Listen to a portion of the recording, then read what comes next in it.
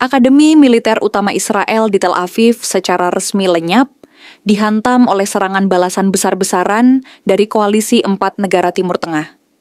Dalam hitungan menit, bangunan yang selama ini digembar-gemborkan sebagai pusat lahirnya elit militer terbaik luluh lantak menjadi puing. Tidak ada drama panjang, tidak ada kesempatan untuk menyelamatkan simbol kebanggaan itu. Rudal-rudal jatuh bertubi-tubi, tepat sasaran.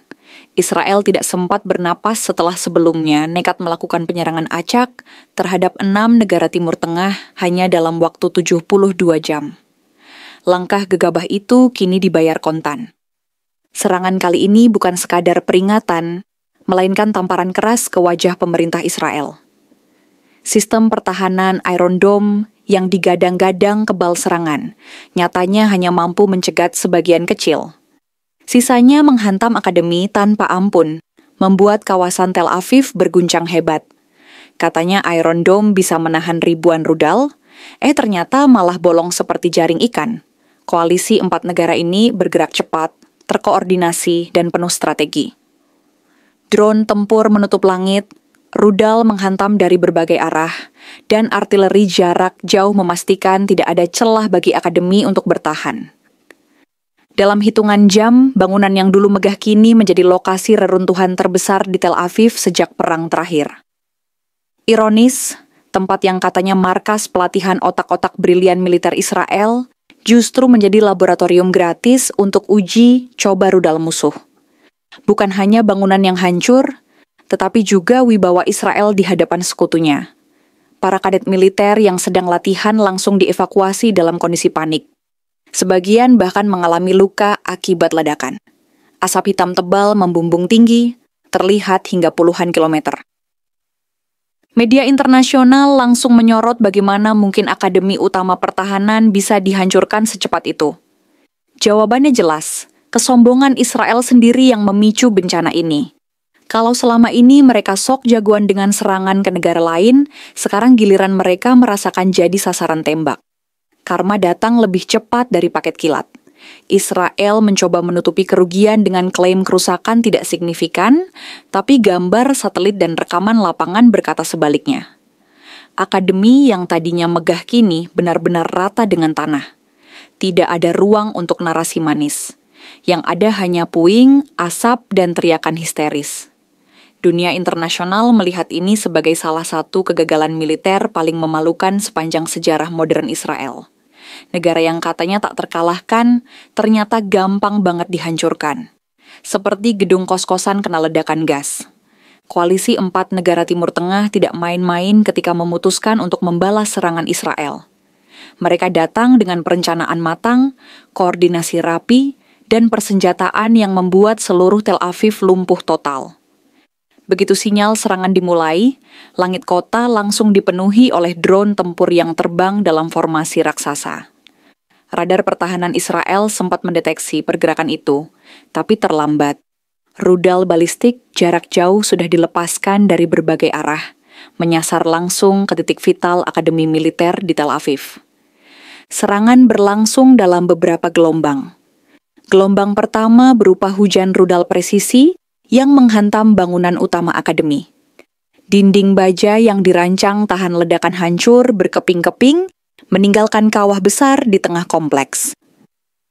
Gelombang kedua datang dengan drone kamikaze yang menghantam barak kadet dan gudang persenjataan. Ledakan beruntun mengguncang kawasan, memicu kebakaran besar yang tak mampu dipadamkan tim darurat Israel. Gelombang ketiga lebih brutal. Artileri, jarak jauh yang ditembakkan secara simultan dari beberapa titik membuat sisa bangunan runtuh total. Iron Dome, sistem pertahanan kebanggaan Israel, kewalahan menghadapi skala serangan ini. Dari ratusan rudal yang ditembakkan, hanya sebagian kecil yang berhasil dicegat. Sisanya meluncur mulus, menghantam target. Kalau biasanya Israel suka pamer Iron Dome di depan media, kali ini lebih mirip Iron Donut. Bolong di mana-mana dan bikin malu. Kekuatan serangan ini bukan hanya soal jumlah rudal, tapi juga soal kecerdikan strategi. Koalisi menggabungkan teknologi lama dan baru, membuat pertahanan Israel kebingungan. Rudal-rudal dummy digunakan untuk mengalihkan perhatian, sementara rudal utama masuk dengan akurasi tinggi. Drone siluman terbang rendah berhasil menembus radar tanpa terdeteksi, dan begitu meledak, kerusakan yang ditimbulkan berlipat ganda. Ibarat main catur, Israel kira lagi main sama pemula, ternyata lawannya Grandmaster yang bikin mereka skakmat dalam 10 langkah.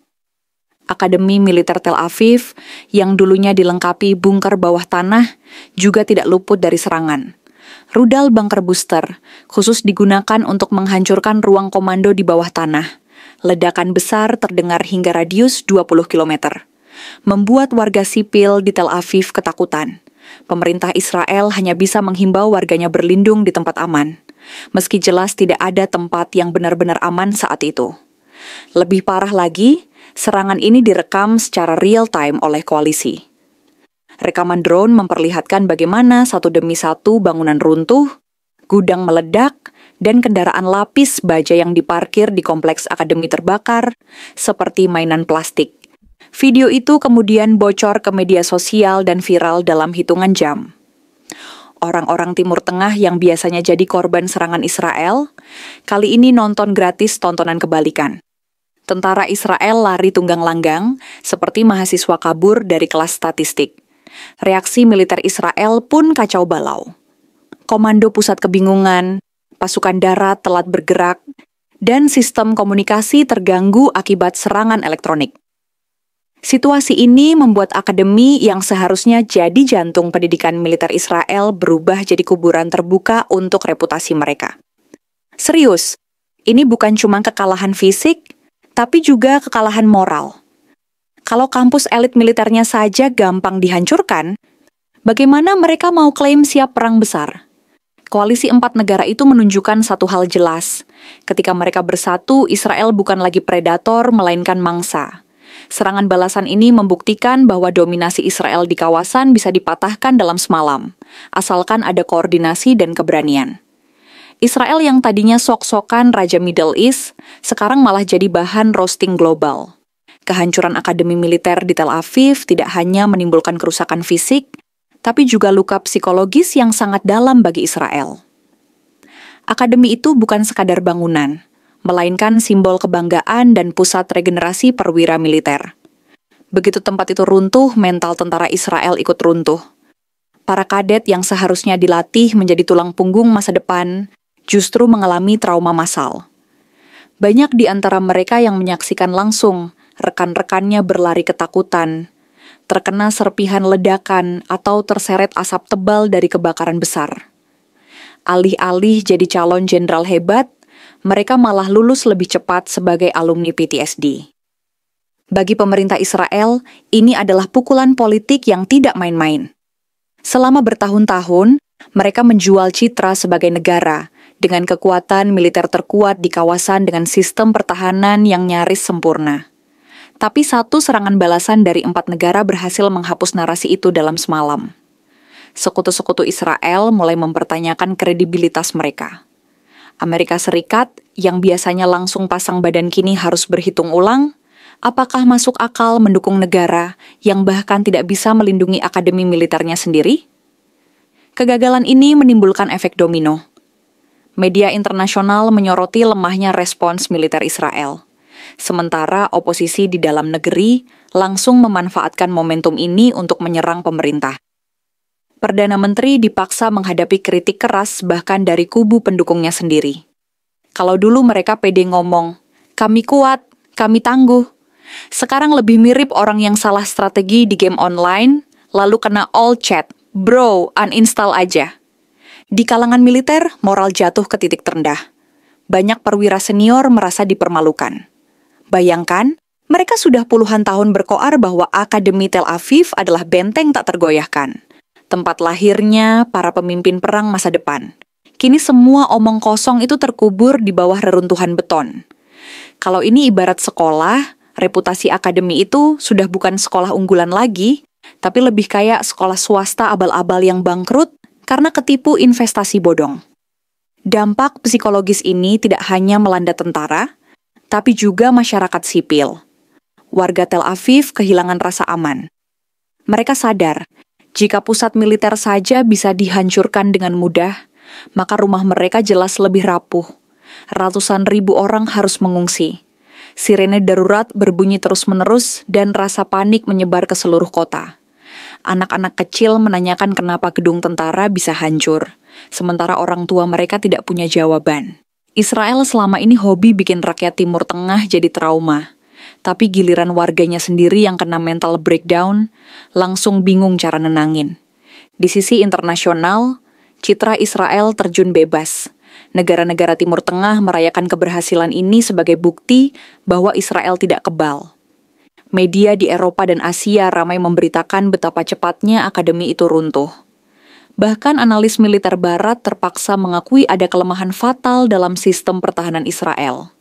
Kalau dulu Israel dianggap laboratorium senjata modern, sekarang mereka lebih cocok jadi contoh kasus kegagalan strategi pertahanan abad ini.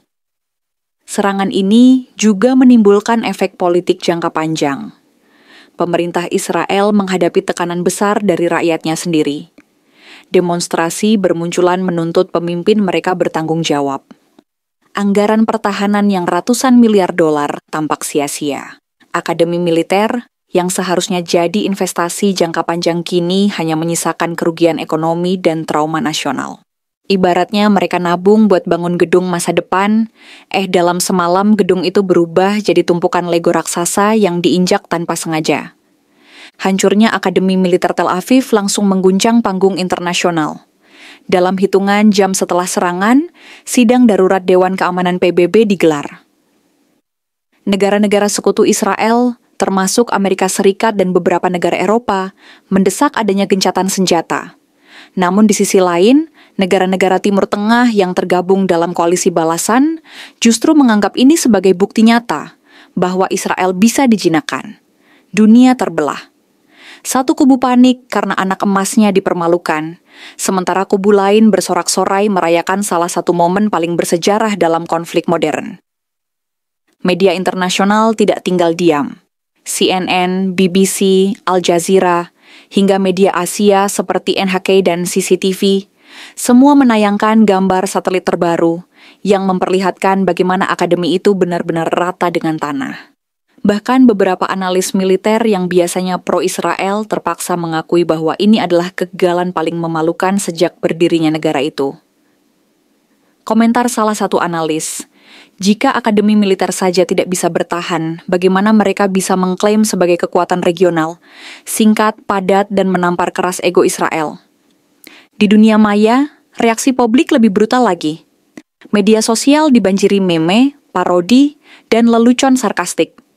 Tagar seperti hashtag Telaif, hashtag Akademi Nomor, dan hashtag Iron Dome Oriron Hall jadi trending global.